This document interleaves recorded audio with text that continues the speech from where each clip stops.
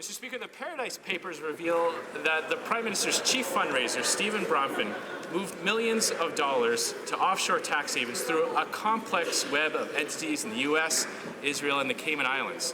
The papers show evidence of bogus records to hide payments, false invoicing, and six-figure gifts to avoid paying tax attributed to Bronfman. Now, at the height of a softwood lumber dispute, the Prime Minister chose to take Stephen Bronfman to a state dinner at the White House, leaving his Minister of Natural Resources behind. Simple question, what business did Bronfman have at the White House? Right, Honourable Prime Minister. Mr. Speaker, if you'll permit, on behalf of all Canadians, I extend my deepest condolences to the families and friends of those killed in Texas, and we hope for a speedy recovery for all those injured yesterday. It is appalling that this act took place in a place of worship where worshippers should have felt safe. Canada, as a nation, stands in solidarity with the United States during this difficult time. On the other matter, I can assure them that we are fully committed to fighting tax avoidance and tax evasion, and will continue to ensure that the CRA pursues all infringers upon that for the many years to come.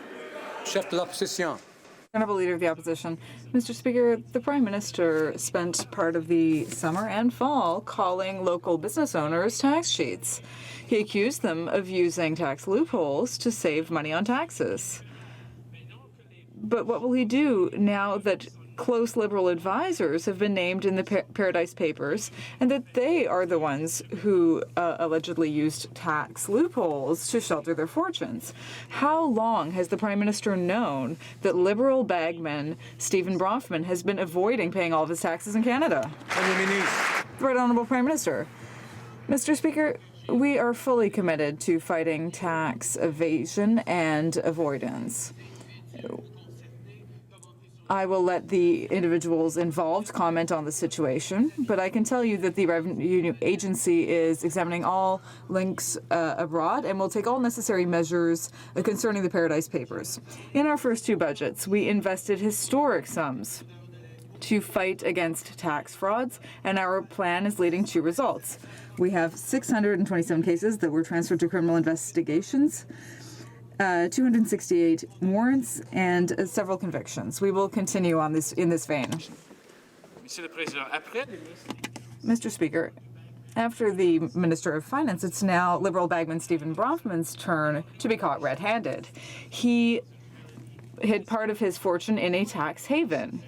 Why does the Prime Minister always make honest middle-class families pay while allowing his friends to avoid paying taxes in Canada? Right Honourable Prime Minister. Mr. Speaker, in the last two budgets, we invested nearly $1 billion in order to target high-risk taxpayers here and abroad. The Canada Revenue Agency is examining links with Canadian organizations and will take all necessary measures as far as the Paradise Papers are concerned. But our investments are already bearing fruit. We saved $25 billion in undeclared revenue, and we will continue to work for a fairer tax system for all Canadians. Mr. Speaker, Stephen Bronfman once said that his goal was to, quote, raise a lot of money and to help him become the next Prime Minister. Now, Bronfman became the Liberal Party's head of revenue, and he hosted Cash for Access events with the Prime Minister. One event was advertised as an opportunity for donors to, quote, form relationships and open dialogues with our government. Clearly, Bronfman believed that giving money to this Prime Minister would yield favorable outcomes. So when did the Prime Minister learn that Bronfman's interests included protecting favorable offshore tax treatment? Right Honourable Prime Minister. Mr. Speaker, as you well know, we are fully committed to fighting tax evasion and tax avoidance. I will let individuals comment on their own situation, but in regards to the Paradise Papers, the CRA is reviewing links to Canadian entities and will take every appropriate action. In the last two budgets, Mr. Speaker, we invested nearly $1 billion to identify high-risk taxpayers in Canada and abroad. Our investments have already yielded results. We're on track to recuperate $25 billion from our efforts against tax avoidance and tax evasion. We'll continue to work for a system that's fair. The Honourable Leader of the Opposition.